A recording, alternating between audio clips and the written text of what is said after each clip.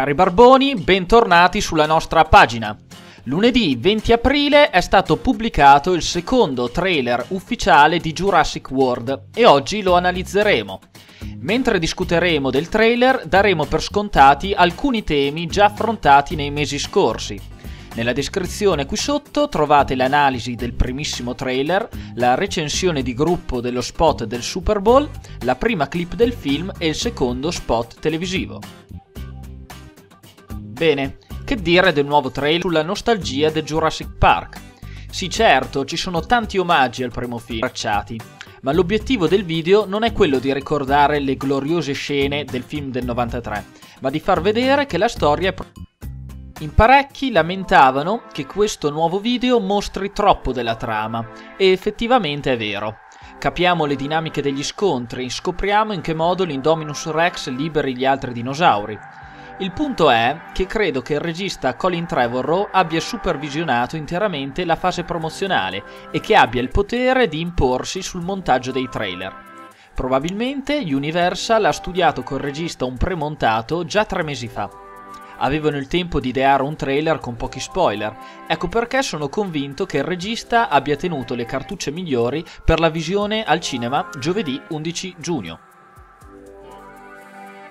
Un altro aspetto molto interessante sollevato dal trailer è quello della comunicazione tra gli animali. Nella parte in cui Chris Pratt e Omar Sy si accorgono, nella giungla in notturna, che gli animali interagiscono, il montaggio inserisce una scena apparentemente fuori luogo, che mostra l'Indominus Rex ruggire nella voliera degli pterosauri. Quello che può sembrare un errore di montaggio è in realtà un abile e geniale tentativo di depistaggio da lodare, perché collegando scene anacronistiche il montatore ha insinuato molti dubbi. I più immediati punti di domanda sono: a chi si riferiva Chris Pratt?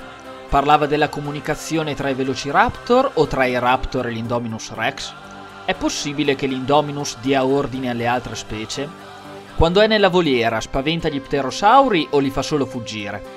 In questa sequenza gli anchilosauri attaccano la girosfera perché impauriti o perché vessati dall'ibrido? I dubbi sono tanti e i fan di Jurassic Park si sono già scatenati nell'inventare fantasiose teorie. Il punto è che è bastato giuntare 2 scene molto diverse per generare un simile dibattito. Ecco perché il trailer è vincente e furbamente virale.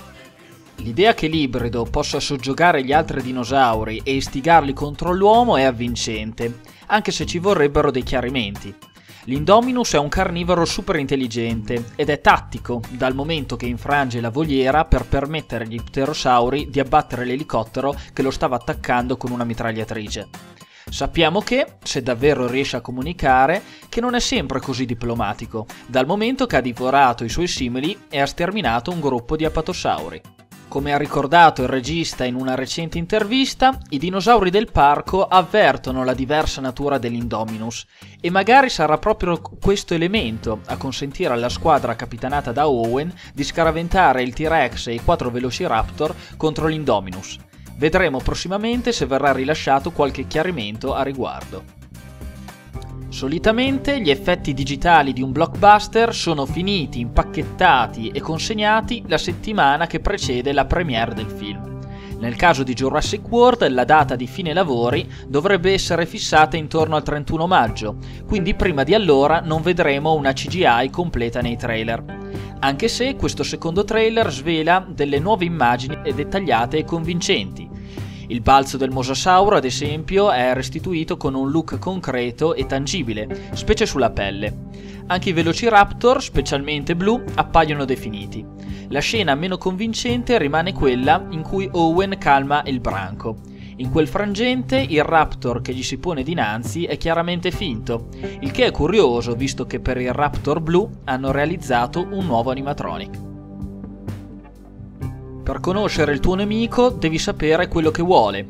Sebbene abbiamo capito che sia l'Indominus Rex a scatenare il panico sull'isola, non c'è ancora chiaro quale sia il suo scopo. È un animale che vuole solo scatenare il caos o mira a riprodursi? Dopotutto, un animale intelligente creato in laboratorio è una specie nuova, con un comportamento sconosciuto e pericoloso. Questo per dire che ci sono ancora molti punti della storia oscuri e che speriamo che rimangano tali fino all'uscita in sala. Da qui all'11 giugno vedremo altri spot TV, un terzo trailer e alcuni video promozionali esclusivi dei brand Samsung e IMAX. Nel Jurassic World, come apprendiamo dal sito web, c'è un cinema IMAX che la storia vuole così potente da aver riprodotto il suono del ruggito del T-Rex e l'esemplare reale del parco avesse risposto al richiamo. E poi c'è l'edificio Samsung Innovation Center, per cui aspettiamoci del materiale esclusivo per Samsung e IMAX. Prima di concludere l'analisi, vorrei farvi notare che nel secondo trailer l'Indominus non emette quasi mai un ruggito proprio, un verso personale. Quando insegue Owen o impaurisce gli pterosauri si sentono dei suoni simili ai richiami dei Velociraptor e della femmina di T-Rex. Sappiamo che il reparto sonoro ha già creato il ruggito dell'ibrido e che sarà cavernoso ed impatto. Quindi la domanda è: e se fosse in grado di imitare il ruggito degli altri dinosauri? Magari è questa la chiave che gli consente di comunicare e agire indisturbato. Cosa ne pensate? Vi sembrano supposizioni valide? Come sempre, lasciate un commento e ne discuteremo. Alla prossima!